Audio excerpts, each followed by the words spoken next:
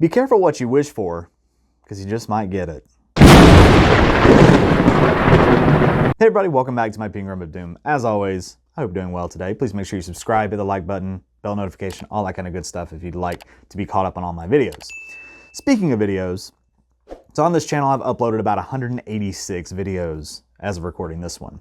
Most of them are about one of my favorite brands, Epiphone Guitars. Also, as of recording this video, Sweetwater has just released a couple of new Epiphone guitars, but they're not so new pricing. That being the new 1959 Les Paul and I think it's the 1961 SG Custom, the one with the 3 pickups. Absolutely beautiful looking guitars. And they have the addition of the Gibson style open book headstock, which is what we've seen previously on the Adam Jones and the Epiphone Greenie and all that kind of stuff. Wow, so cool, right? I'm gonna talk about why I really don't see where Epiphone's going with all this, but where I also see where they're going with this. So this is a bit of a rambling video, but it's something I've been thinking about for a while, and I decided, you know what, I'm just gonna go ahead and sit down and talk about it. Leave me some comments, tell me what you think about it, because I know I'm gonna get some hate on this video. I'll probably get some love, but I don't know. Anyway, I digress. So here's what I think. I started out by saying, be careful what you wish for because you just might get it. I think that's what's happening. People are getting what they're asking for. For years, people have been asking Epiphone to make upgrades to their guitars. They want them to play better, sound better, look better, whatever. People complain about veneers, which they still use veneers, which if you complain about veneers in 2024, what are you doing? People wanted them to use better electronics. Guess what? They put CTS pots and switchcraft, and they started putting Gibson humbuckers in some of the stuff. Cool, but then they upped the price. Understandable, they're putting better equipment, costs more money, they upped the price. People weren't too happy about that, but they asked for it. One of the biggest contingencies with them is they wanted to upgrade the headstock. People said, oh, this old Epiphone headstock shape is it's so ugly and gaudy. Why don't you just do a different headstock shape? So they did. They did the Kalamazoo headstock, and some people liked it, some people didn't. It was a start, I guess. But again, as they started making these guitars more what you ask for, more Gibson-esque, the price continued to go up and up and up, and so did the number of complaints. And my question for people is, what the fuck did you expect? Now with the release of these new guitars with the open book headstock, making them look more like a Gibson, they're even putting the traditional Gibson bridge and stuff on there with the correct adjustment screws that people are always going on about. What did you expect? Honestly, I get inflation. I get that everything's kind of expensive right now, but you're asking a budget brand to put quality, expensive stuff from their premium brand into the budget brand, and you just expect them to be $500 brand new?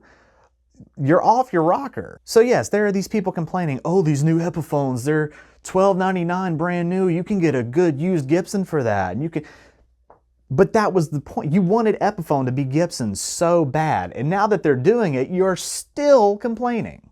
You're still complaining. And I don't get it. And look, like I said, I'm kind of a self-proclaimed Epiphone fanboy. This is not me saying, oh, you don't like my brand, you like Gibson. I don't care what you like. Play whatever you like. I don't care. I'm just kind of fed up with seeing people online saying that everything that Epiphone is doing is just wrong still, even though it's exactly what you and pretty much everybody else has asked for years. There are videos years and years and years back of people saying, why don't you just put the open book style headstock on an Epiphone? Why don't you just put the premium electronics? Why don't you do this? And why don't you do that? Why don't you just... And they're doing it, and the price is reflecting that, and you're still complaining. I don't get that mindset. My next point about this is that they are doing all this stuff, right? They're making them more Gibson-esque. Still not good enough. Still not good enough. People will pick them up and still say, oh, but it still isn't a Gibson. It's like you aspire for it to be a Gibson, so just play it for what it is. It's an Epiphone. I know that it's owned by Gibson or licensed under Gibson or whatever the situation is with Epiphone and Gibson. I get it, okay? I know that they say Les Paul. They're trying to be a Gibson, but it's not a Gibson. That's the point. Play it for what it is. I saw a comment where someone said that the other day. Why can't it just be good for what it is? Why do you have to sit and always hold it to that high standard? But that's what I'm saying with that point, is that They're making it go towards that higher standard, but you're still just like more, but keep the price down, but more. That's not how that works. One of the best deals I think you can get in Epiphone is probably this right here. It's just the 50s standard from the Inspired by Gibson line. And you can see it's got the Kalamazoo headstock on it. This was like $649 brand new from Sweetwater. And for the quality of this guitar and everything that's in it and all of that is an amazing deal from Epiphone. It's an amazing deal. But people are not satisfied with this. They want more. What more could you possibly ask for? Maybe Gibson pickups? These Epiphone pickups sound fine. They're fine, they're pickups. It's been proven time and time again that pickups really don't matter. Another editorial side note, when I say pickups don't matter, I don't mean to offend you. But it's the same kind of debate as tone wood. Doesn't really matter all that much. Yes, there are little nuances in pickups, but once you put any kind of distortion on it, those little nuances, they go bye-bye. Yes, I understand in clean tones you can probably pick out more, but how many of you guys are playing strictly clean tones on a Les Paul or an SG? Maybe a 335, but even then, you put a little bit of crunch on a 335. Argue with me if you want, I don't care. And if you don't like the 50s, get the 60s. They're probably the same price, just different neck profiles. And I know this all just sounds like, oh, I'm just complaining. But I'm genuinely curious. What is your mindset? If you're one of those people that are complaining about Epiphone's prices, what is your mindset right now? To think that you're going to get all this premium stuff, and just because it says Epiphone, that you can still buy a brand new Epiphone standard for $500 with Gibson pickups and CTS pots and Switchcraft jacks and switches and premium tuners, like locking tuners and all that kind of stuff. Where is your mind at?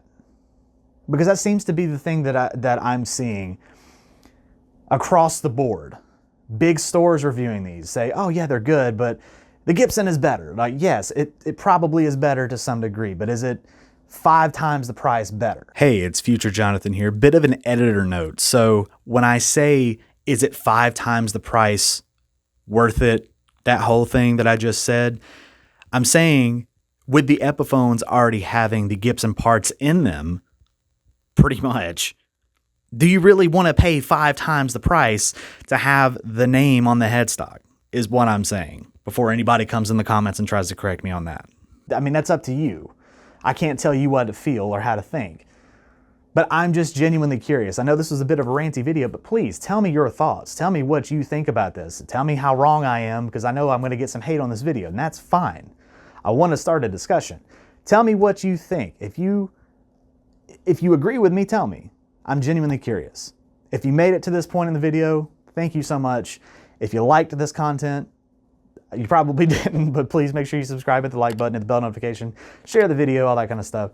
And maybe, just maybe, I'll see you guys next time.